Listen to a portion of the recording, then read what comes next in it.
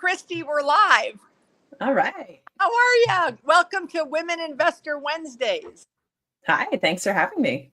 I'm so happy to have Kristi Kandel here. Remind me where you live now. I split my time between Southwest Florida and Lake Tahoe. Oh yes. And did I connect you with my friend in Tahoe? Oh yeah, you did. Yes. Well, yeah. So we obviously had a little chat before she came on, and I said you are going to be great for the podcast. And why I'm doing the podcast is during COVID, I had learned of all of the investors in commercial real estate, only 3% were women, which is awful. And of that, half are women who sign on their husband's guarantees on their deals or inherited. So that means only 1.5% of just women like me are investing in commercial real estate, which is terrible. So I started interviewing women saying, do you invest? Yes. Well, what do you invest in? Well, my 401k, the stock market, blah. And I go, what about real estate? And these were women that were in the real estate industry. And they're like, no, I don't have $1 million. Well, you don't need $1 million. And well, it's too scary and risky. So is the stock market. And then they said, well, then it really boiled down to, they said, we don't know any other women doing it. I said, oh, that's a problem I can solve. So now every time I meet someone like Kristi or any of you in the audience that are investors, I try to get them either on the podcast, speaking at the conference, because I want the world to know every last, 40% of the women investors out there that no one knows about. So here you are. I love that. When I heard your mission, you were talking on Bo Barron's podcast. I was like, I need to know, Beth. I need to know who you are and what you're doing because your mission is amazing.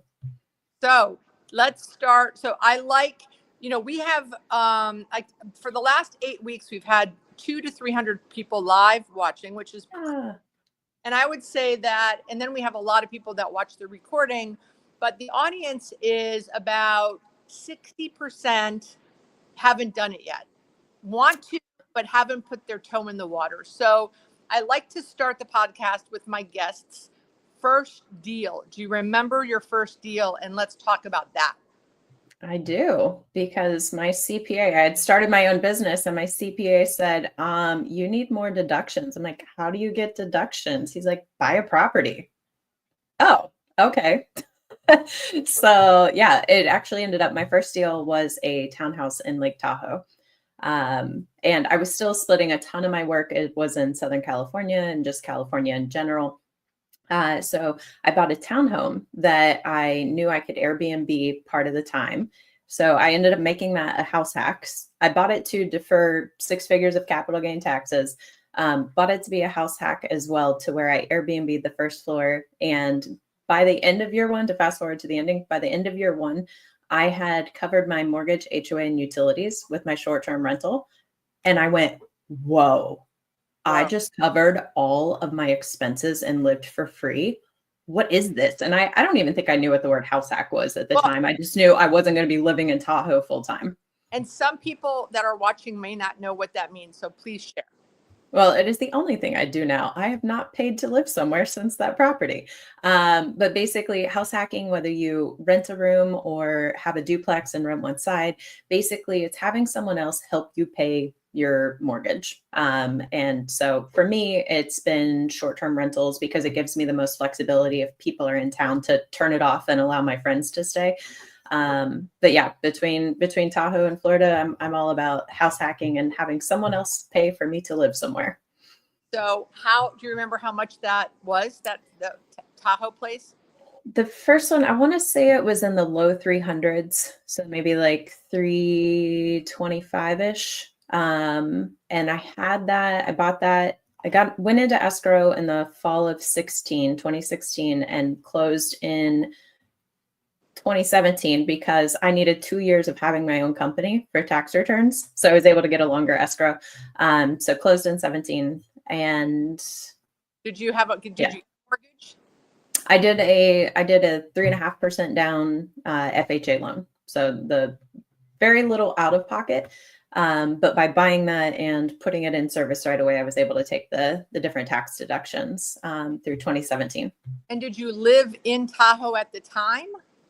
Yeah, I had rented a studio at the top of the mountain by the Kingsbury Grade, and it happened to be a year where we had record snow, and I got so tired of shoveling out of that while I was, because I figured I'll get a studio, I'll live up there, see where I want to live. Realized I don't want to shovel 4 feet of snow every day. I need to live down by Highway 50 along the lake. And yes, so yeah. Okay. So do you still own that one? I do not. That one, I ended up getting a dog in 2018 and she wanted a backyard.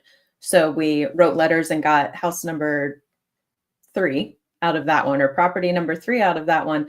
And I had turned that entire first rental or first townhome into a short-term rental. The problem is those walls were paper thin, and my long-term neighbor next door was not very happy with all the Airbnb noise. No matter, I couldn't put enough things in the wall to make it. So I went ahead and sold that one.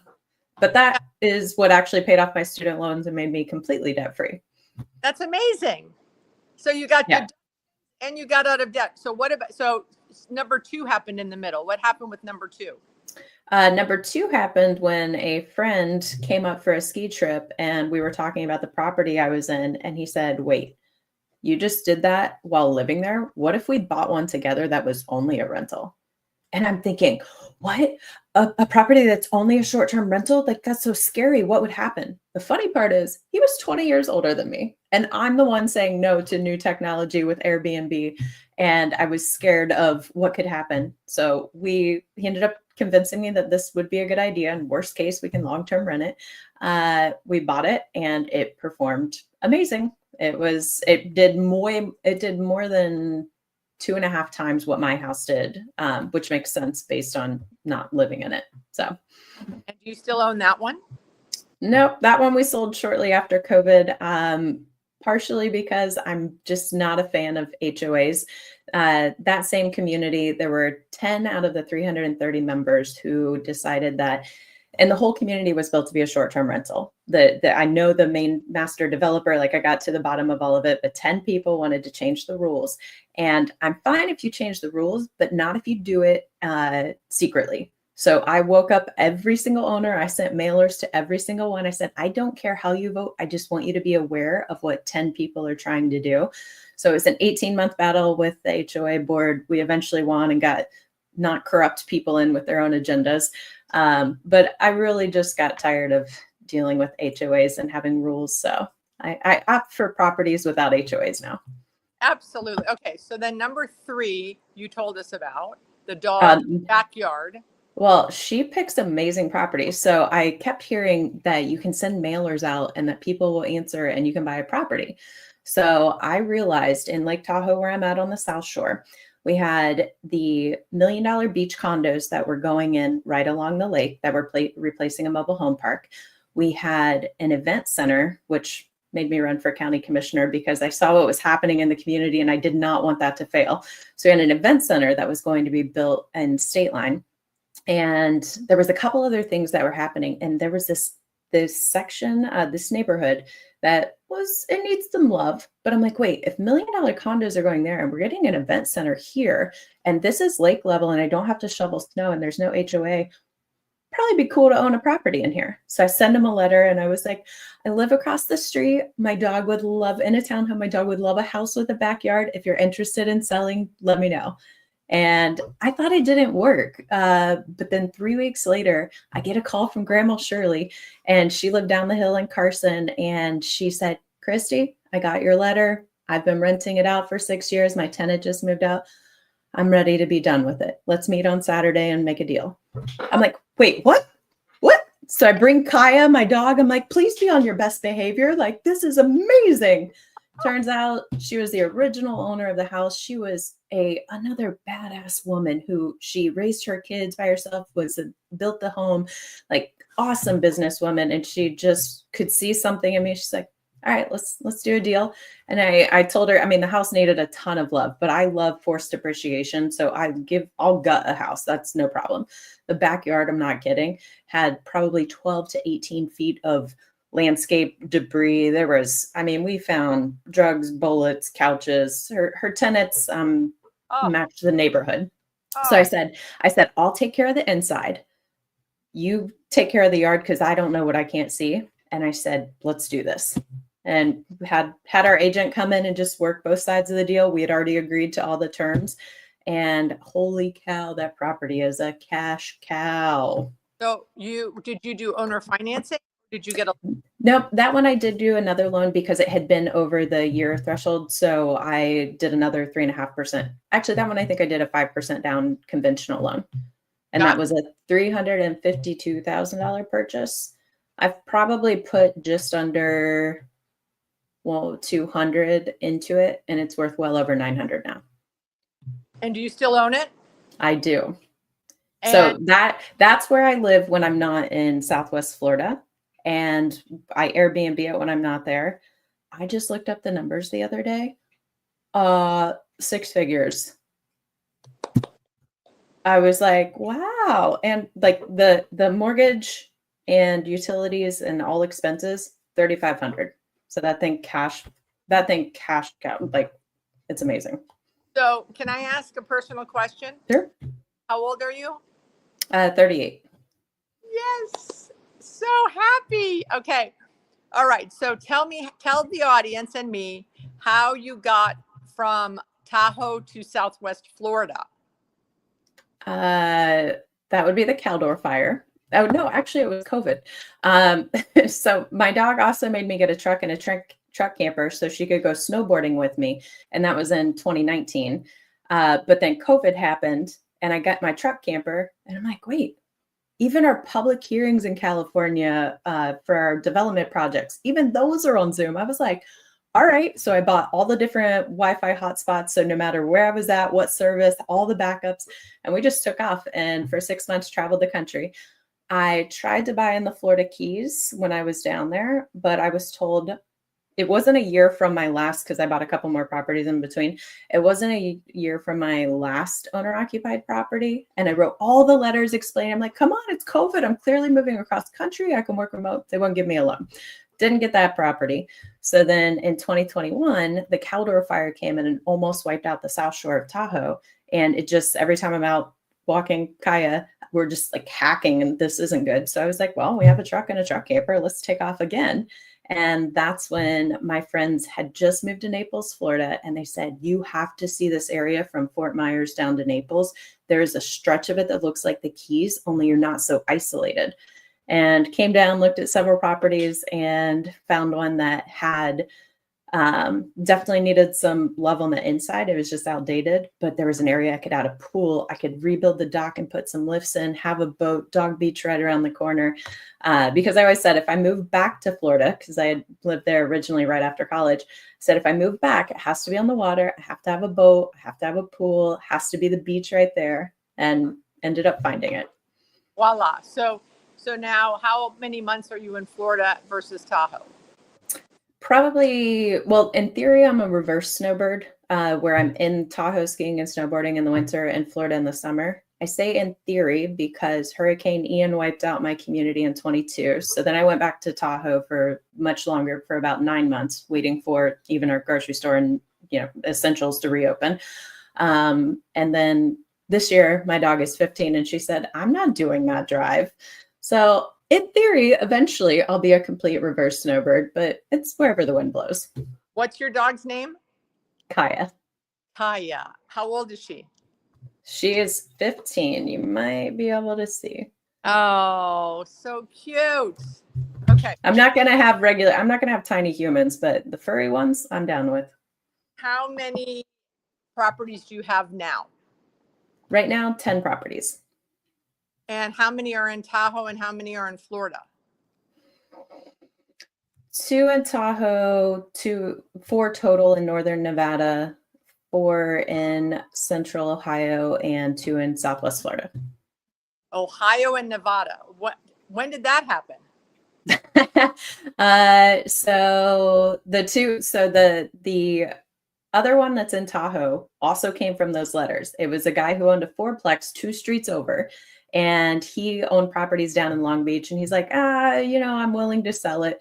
And I told him at first, I said, you're asking too much. Really, I didn't have the money to buy it. So I was just telling him, nah, your price is wrong.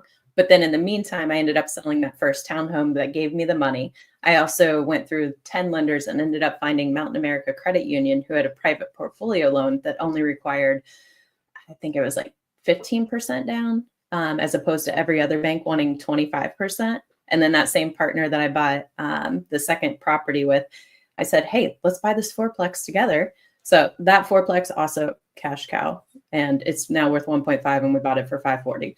So ridiculous. This is Yeah. amazing. Yeah, it's ridiculous. So my Tahoe properties definitely hit the jackpot. Not every property is like that. But yeah, then I have a fourplex in Carson City, a fourplex in Reno, and in Ohio, 6-unit, 4-unit duplex, and a single family, and then 2 duplexes in Florida. Do you want to keep doing the duplexes in the 4 and Nope. 6? Thinking like, oh, I should go get a 20 unit. Nope. And I don't actually want more housing. So I like my portfolio right where it's at, because I self-manage, because it's something that I have companies and teams. So I have a combination of short-term, midterm, and long-term rentals in each state.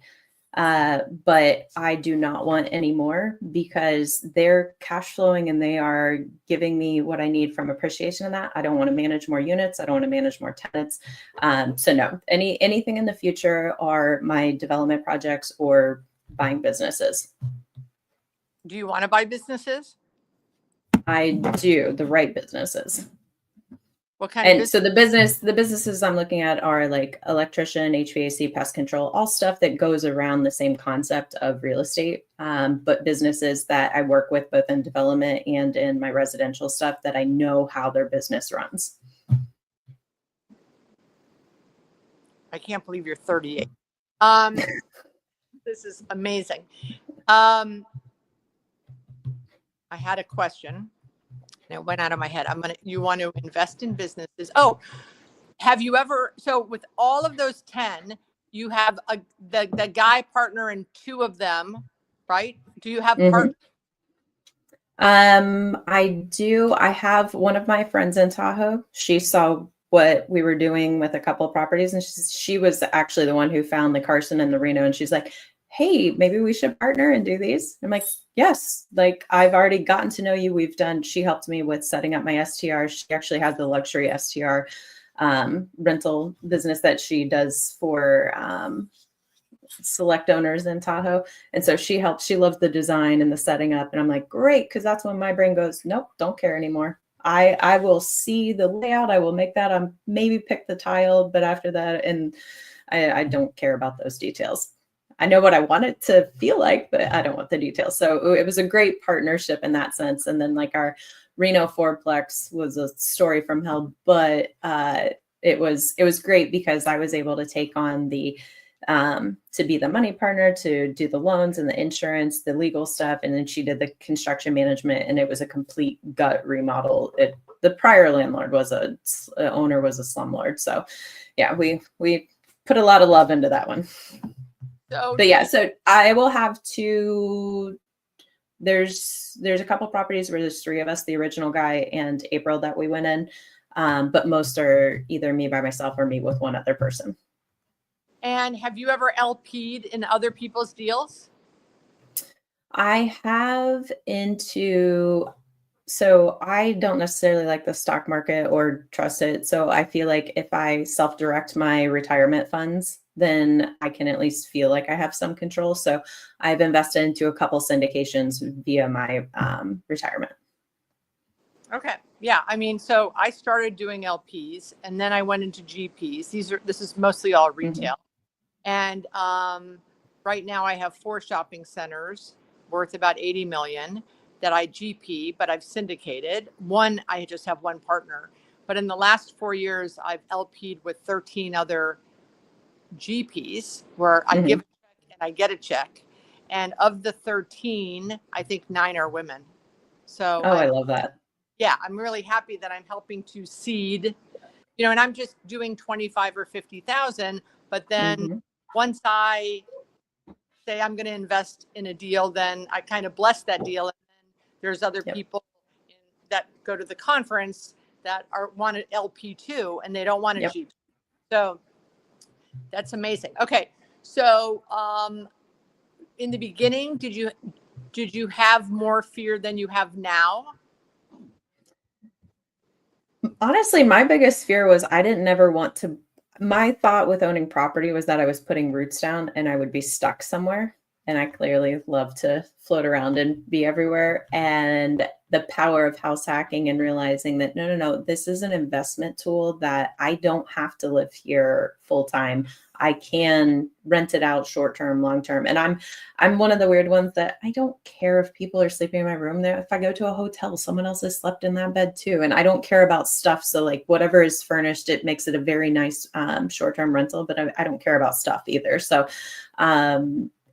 my biggest fear was, the putting down roots. And I will say my second biggest fear was, even though I had partners, so whether it was Dan or whether it was April that came into properties with me, and they were putting their money, we all knew what we were doing. We were all executing the strategy.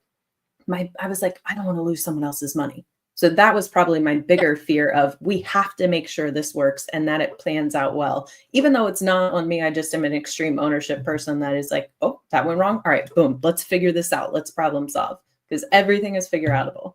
Oh yeah. Yeah. But when you have other people's money on the line, you can lose sleep at night. How are those properties doing? So all of the properties are stabilized, but they all have special stories. You were just talking about sleep at night, and it just made me think of the fourplex in Ohio. So we buy this fourplex in Central Ohio. It's me and Dan, and then one of the guys that I went to kindergarten with and had grown up with in a very small town in Ohio. He saw what we were doing. He's like, hey, if you guys want to invest, like maybe I can come in. So he ended up coming in on the deal. I was like, come on, Dan, let's bring someone along. Let's show them the ropes. So we buy that one. We get a call one day from who was it? I think we get a call from Homeland Security. And they said, we've broken into your house. You need to call the county sheriff's office to get more details.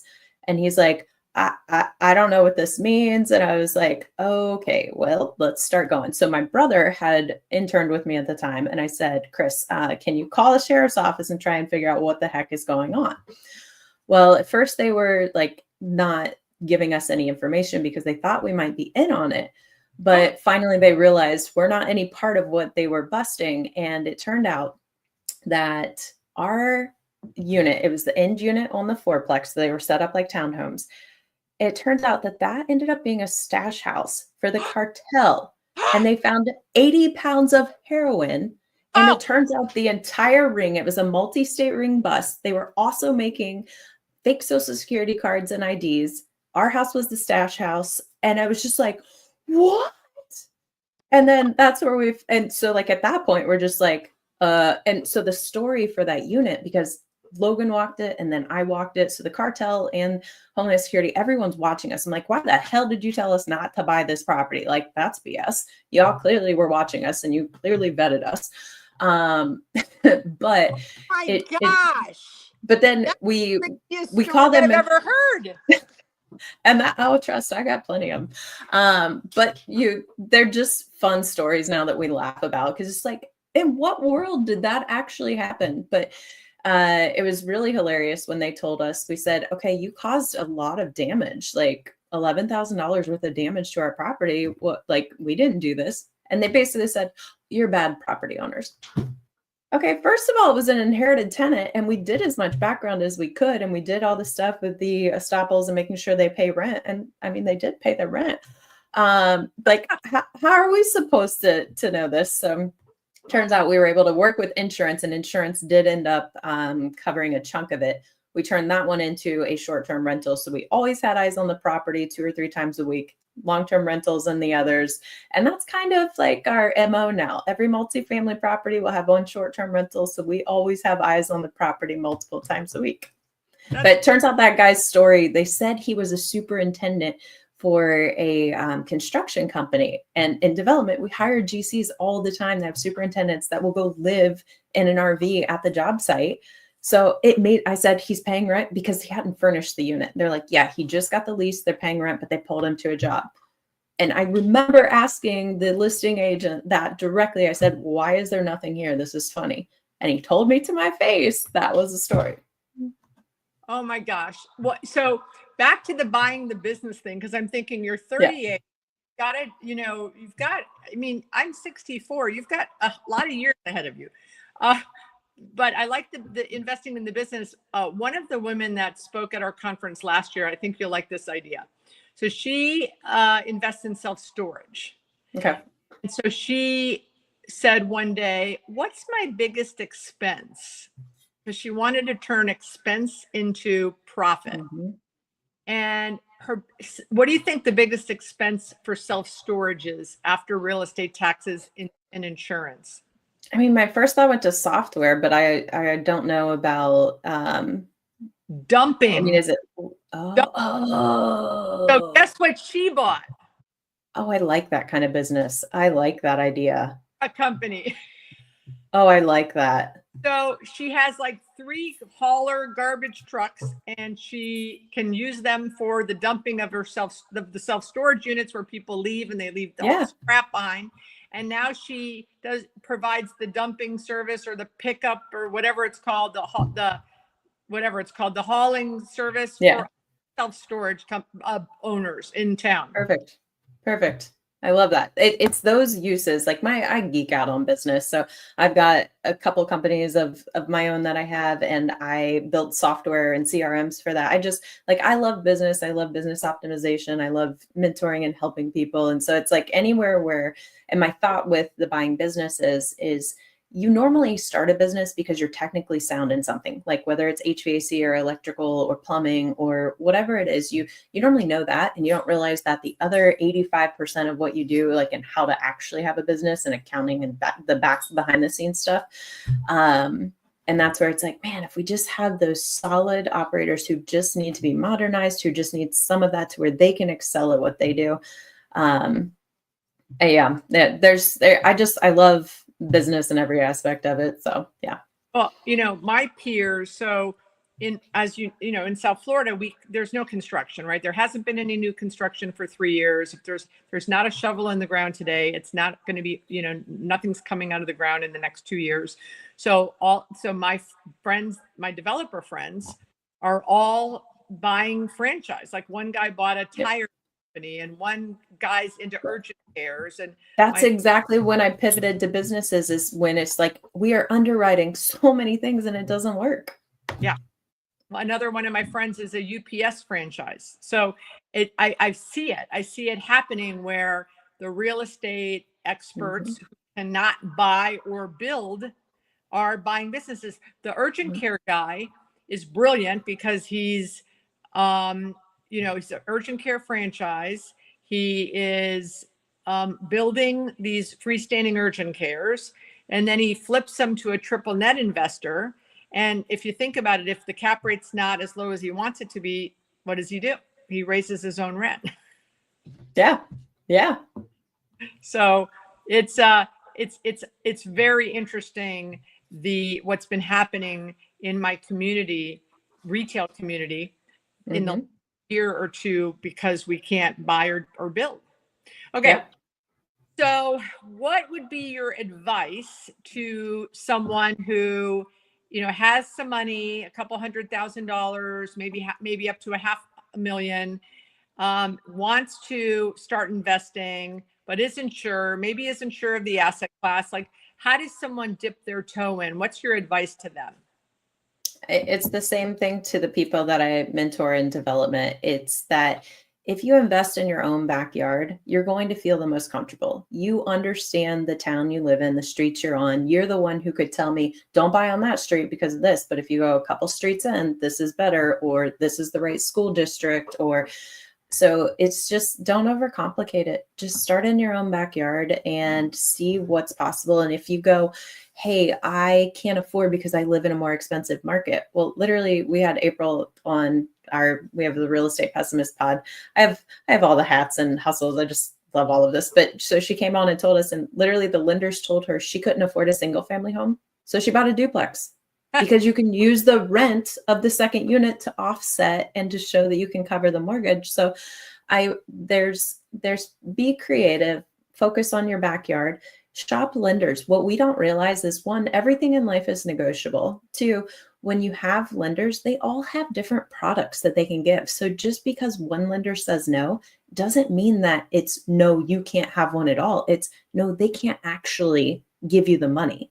And rather than telling you, no, our bank just doesn't have this or that, they just say no in general to make it sound like it's you.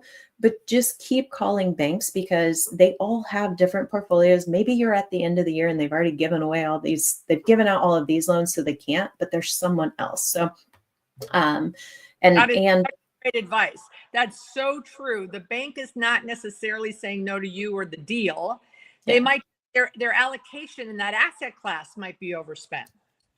Exactly. And we don't even think about this stuff. No one teaches you this.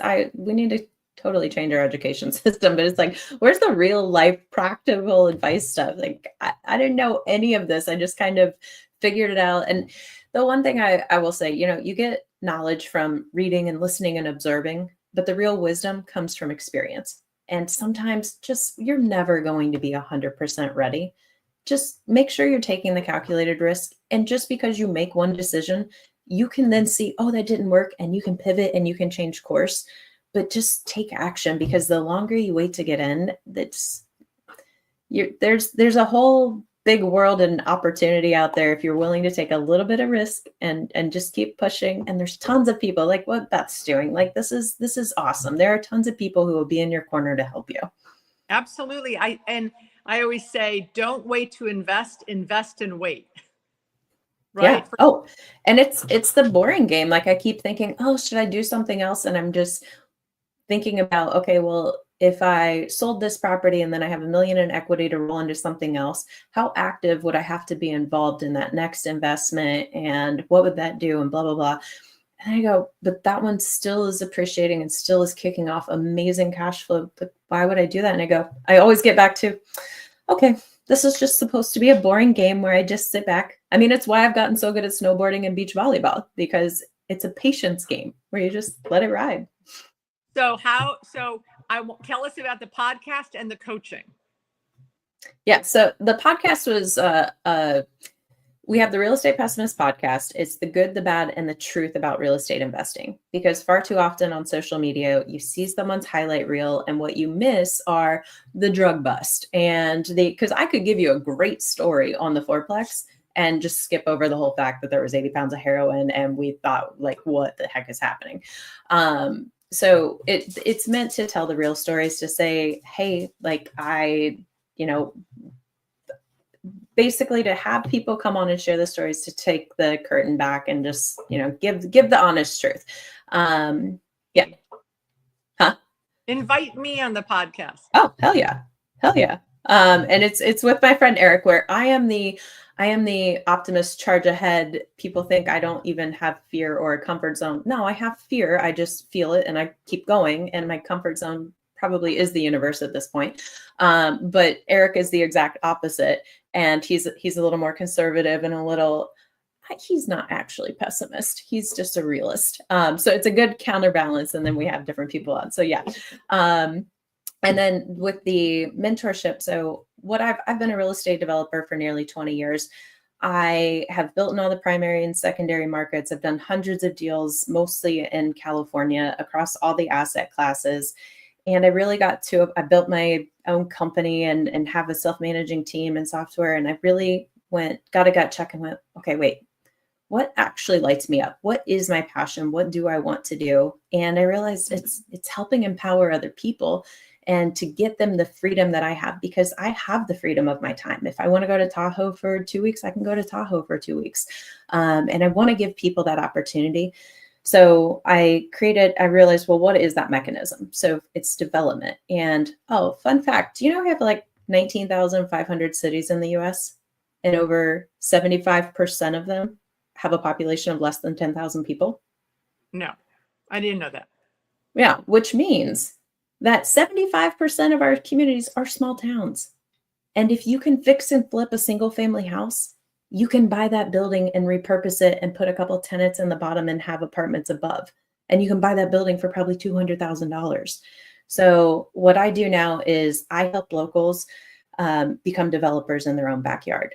And it's a combination of having mentorship and a masterclass and helping people get through that, but also working with the public sector and helping the cities and the economic corporations host emerging developer workshops so we can teach the locals. And I think we lost Beth, but